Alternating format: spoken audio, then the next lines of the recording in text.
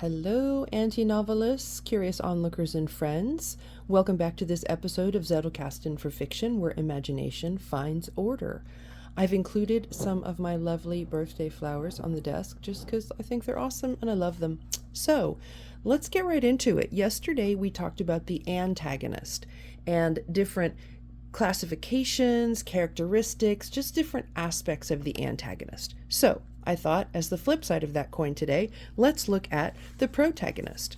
So, what you're looking at here is the Key Players Worksheet. The Key Players Worksheet is a little something that I'm building for you so that as you start working on your story, you've got a place to begin with some of those key people that are going to factor into your book. So, what does the protagonist generally include? Let's take a look.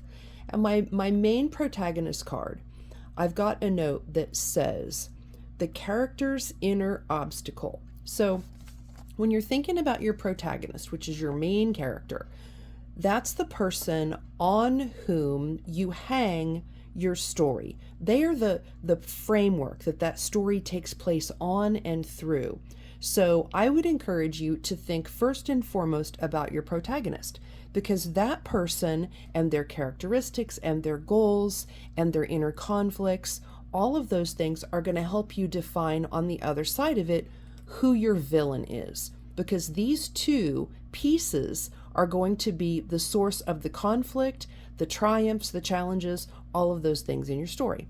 So let's take a look quickly. I've made a note, the misbelief or the wound. So what does that mean? Well, if you're writing in the Western conflict-driven novel, which is what that means, standard Western novel, your story has a main character who has some kind of a wound. They're holding something in their heart, something in their psychology that is a wound or some kind of slight, something about them that they're carrying with them. And that thing, whatever that was, informs how they live their life. So it can be a childhood trauma. It can be something that happened to them as a young adult. It can be something they witnessed. You name it. You're the writer. You get to decide. But often this wound, this thing that they carry with them, leads to a misbelief about the world or a lie that they believe about themselves or about the world. And therein lies all kinds of conflict and shenanigans. So if you get this right, if you nail this when you're working on that protagonist, you are going to have a rock solid point of departure for your story. If it's something that happened as a child, you can show it in a flashback. If it's something that happened as a young adult, same thing. It could be a memory, it could be a dream, it could be them having a conversation with someone and finally opening up and talking about this wound and maybe starting to discover or just peek that door open a little bit and them taking a look at this misbelief they have about the world. Things like, I'm not lovable, I don't deserve love, I am not capable of finding or building my own happiness, I can't trust or rely on myself. Those are all great characteristics that would point to your character's misbelief about themselves and the world. That's the thing they have to overcome. Your job as the author is to challenge the snot out of them, throw salt in that wound, reinforce that misbelief so that they can then come to terms with it and triumph over it. Secondly, I've made a note. They have a goal or a motive, and that equals the story. So whatever their goal is, whatever the thing is that they want, is butting up against this wound or this misbelief that is holding them back. So it becomes kind of a push-pull situation. And then I've made a little diagram. They can either get or they can fail. So when you're looking at this goal and making a decision for that character and what that story is going to look like, one of the first things you have to decide is, are they going to get their goal or their motive?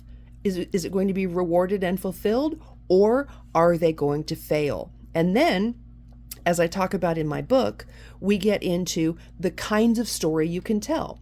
There are some story structures that you have a conflict and a little triumph, and then you have a failure. And then you have another conflict, a little triumph, and a failure. And this conflict, triumph, fail, repeat cycle happens over and over and over again throughout the story. And that is the story structure. We're going to talk about that in the book. So I'm going to give you lots of different ways of looking at this protagonist, breaking down the kind of story that you want to tell, and then packing those details both into your character and into your story points so that you wrap up a nice, even, cohesive story that keeps your readers turning pages into the night. So that is a quick look at your protagonist and a couple of the things that are critical pieces of building that believable, likable character that your readers want to root for. I will leave you there with that today. Tomorrow we will continue digging into different kinds of antagonists and contagonists, and eventually we will land on looking at our villain, because everybody loves to write a good villain. So that's it for today. Thank you to all of my new subscribers. If you want to get on the Get Notified list for when this book is ready for pre-order, pop over to victoriacrowder.com and just leave me your email. I will keep you posted one time a month on the progress of the book and what it looks like and what that pre-order date looks like. So I want to have the whole manuscript very far through the final edit.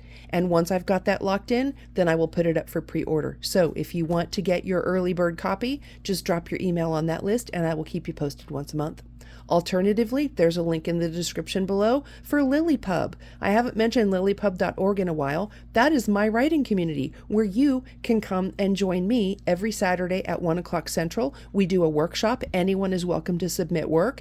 In the hour prior to that at noon, we do 2 writing sprints. And in the hour following the workshop at 2 p.m. Central, we do another set of writing sprints. That is a solid 3-hour Saturday block to help you get your writing done. So do join and come hang out with us in the Zoom call on every Saturday. I would love to see you there and meet you and get to know your work as well, in addition to sharing mine. And, you are getting over there, you're getting a sneak preview of the chapters of the book, because over in that group, which is called Fusion Writing, that's where we're workshopping this book in progress. So if you can't stand it and you have to get a sneak peek at what the book looks like, pop over to LiLLiPub.org, join Fusion Writing, and pop in at 1 o'clock Central Time on Saturday, and you can check out the chapter for that week. I welcome your comments and your input. This book could not have been built or written without your amazing questions and your support and all of your encouragement. I truly appreciate each and every one of you. So hopefully I will see you in LiLLiPub.